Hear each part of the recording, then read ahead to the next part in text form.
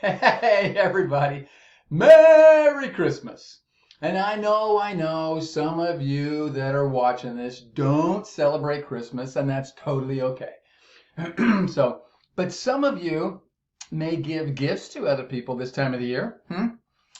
And so anyway, today's Revit tip is about, oh yeah, it's how to make a brand new texture and use it in Revit. Because sometimes you'll need a new texture for a wall, or a new texture of brick or stone, or a new texture of something in Revit. And I'm going to show you the quickest way to get a texture into your model and start using it on objects. Okay? So let's just put me up here. There we go. All right. What I want to do is open up our little model here. And here we are at the little architect's office. Okay. Let's just suppose that we are wanting to have right here on the ground. I could go get an object and make one, but that's not what the video is about. The video is about material. So what I'm going to do, I'm just going to go to, component, model in place, a generic little object. I'm just going to put look at this, present. A present! Yay! Let's suppose I wanted to give a gift to somebody in Revit.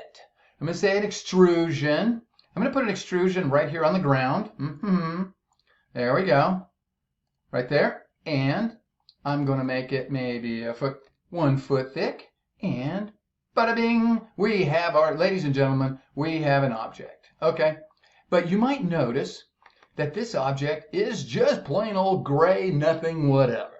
And that's not very good to put under the Christmas tree, okay? People don't like that kind of stuff. So what we need to do is come up with a texture in Revit. A material is what Revit calls it. And we're going to get it, and we're going to build it right now. So first thing you have to do is go, okay, what do I need? I need a brick texture. I need siding, or I need roofing, or wait, I know, Christmas wrapping paper. That's what we need for this object. So let's go to the internet and let's type in wrapping. There we go, wrapping paper. All right. And we'll go to images. Now, I'm not suggesting that you steal images off the internet. That's actually bad news. We're just going to use one temporarily. I suggest that you actually, this is for training purposes only. I suggest that you actually go take a picture of a real piece of wrapping paper that you have purchased and then map it into Revit. But to save time, I'm going to click right here. I'm going to move my face because there's a button for Christmas wrapping paper. Ooh, this is nice stuff. Okay, what do we got? Boy, here's one that says love, joy, hope, peace, all kinds of cool stuff. You see that? Oh, wow, that is so nice. I'm just going to right click on it, save image as. Kids, don't do this at home. I'm going to save it as love, joy, peace. Right, love, joy, peace. Good. And save. Okay, enough of that. Let's get back to Revit. There we are, back in Revit. Bing! Okay, what we need right now is to use our texture. We just kind of got an image off the internet. It's probably best to really go to royalty images. I'm just telling you, the one we use, that was bad mojo. You shouldn't just grab one. Use non-copyrighted images whenever you bring something into Revit. Just saying, okay? So here we go. So this box needs to be wrapped. And what I want to do is go up here to Manage, okay? Materials. And the materials that you have in your project are going to be listed here, all of them. And the chances are you don't have any wrapping paper, so we're going to make a new one. This is where we're going. Right down here at the bottom on the left, we click this little drop down and we click Create New Material, okay?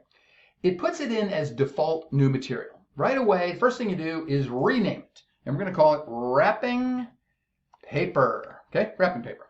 When I hit enter, it goes down alphanumerically to the bottom of the list. Okay, And what we've got right over here are the attributes of it. It's going to be gray whatever, okay? And I want to go to the Appearance tab, and you'll notice that it's gray, 80, 80, 80, gray. There's no image loaded, and it says right there, no image selected. So you just click on those words, no image selected, okay? And it pulls up your directory, and you just have to go find it. And I go Documents, come into here, go to Custom Textures. You should have a Custom Textures directory somewhere on your server that you can point to from Revit. But I'm going to point here, look at this. Love, Joy, Peace. I click on it and I say Open. Now what it does is it brings it in, and I need to check the scale of this thing, okay? So I just click on the picture that shows up. I click on it, and it pops up with a little dialogue, and my face is right in the middle of it. Okay, this says it's 1 foot across and 1 foot high to make this texture. And that seems okay to me. But let's just say that you were taking a picture of the wall, brick on a wall. What you do is you count the bricks. 1, 2, 3, that'd be 8 inches. 4, 5, 6, there's another 8 inches. We got 16 inches. So if your picture shows 6 bricks, 1, 2, 3, 4, 5, 6, that is 16 inches. And you would set that right here under the scale. You can set exactly what the image represents so that it works right in your model, okay? But I'm going to leave mine at 1 foot and 1 foot because that looks like it works for me. All right, so now I'm ready to use it. That's how simple it is, friends. I'm going to go back to Graphics, and I'm going to say use the Rendering Appearance button, and it brings in the best, the most, you know, the rendering appearance brings in the color that your image represents the most. And sometimes your image will bring in like gray, and you have to pick a new color. But I like to just let it represent it. So if I were, wait for it, I'm going to say, okay, I'm done making my material. And now I need to map it onto this box. So if I click Edit in Place, and I pick this box, and I come over here to Material. See it? See it right there? Material. Click on that, and I'm going to switch this box to be wrapping paper. And when I say OK, it puts on it I'm going to say Finish. It puts on it the color that was shown in the appearance. But when you come down, let me turn off my View Template so that I can switch this. I want to switch this visual style from wireframe, hidden lines, sketch. I'm going to go to Realistic. And when I click on Realistic, it shows this package as it's going to in a rendering. Look at that. Love, Joy, Peace. And if I think the scale is a little bit too small, well, the package is gigantuan. If it's a big package. Probably has something very valuable in it. But look, the scale is a little bit off. I would like those letters larger. So what I can do is go to Manage, My Materials, and I can go back to Wrapping Paper, okay, and my Appearance, and all I got to do is click on that picture of it again, and I'm going to set it to be 6 inches. This represents 6 inches and 6 inches, okay? And I say Done. And when I say OK, take a look. Wait, went the wrong way. Hi. I didn't like it when it changed that like that. All right. So you can change the scale. It went the opposite way of what I thought it was going to do. That confused me tremendously just now because I probably set it at, did I say 6 feet or something? Let me just go and check it. See what's going on. Yeah, I set the sampling scale size to be 6 inches by 6 inches. And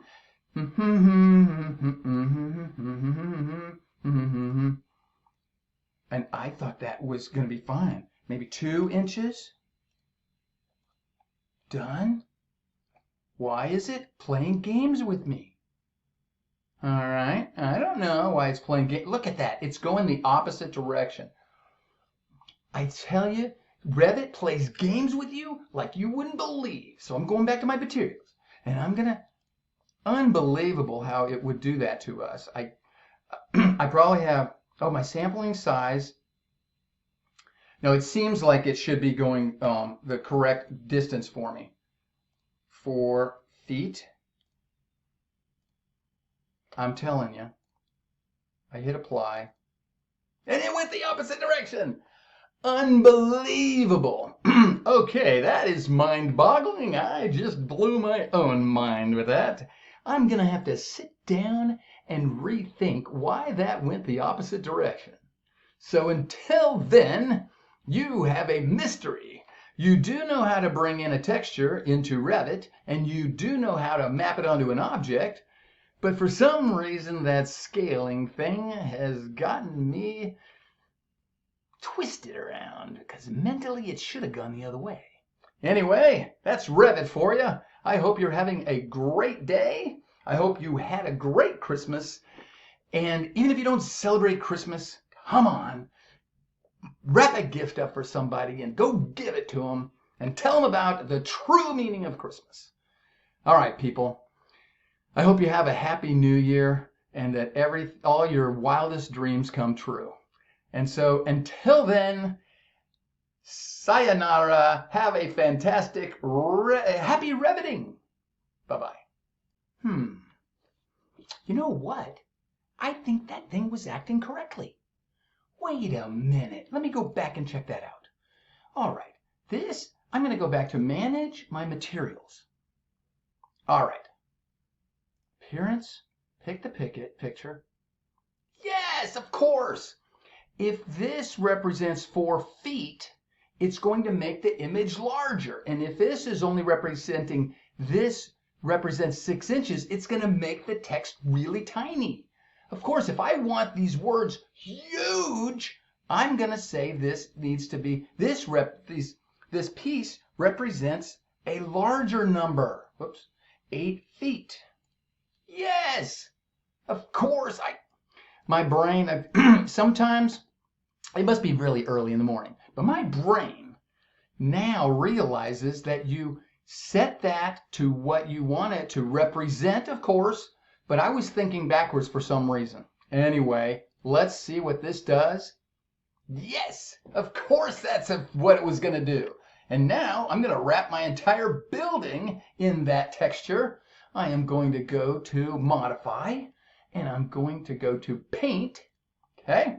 And I am going to paint wrapping paper on my architect's office. There we go. Now we're talking. And it worked. All right. Happy Reviting, everybody. Just had to get that.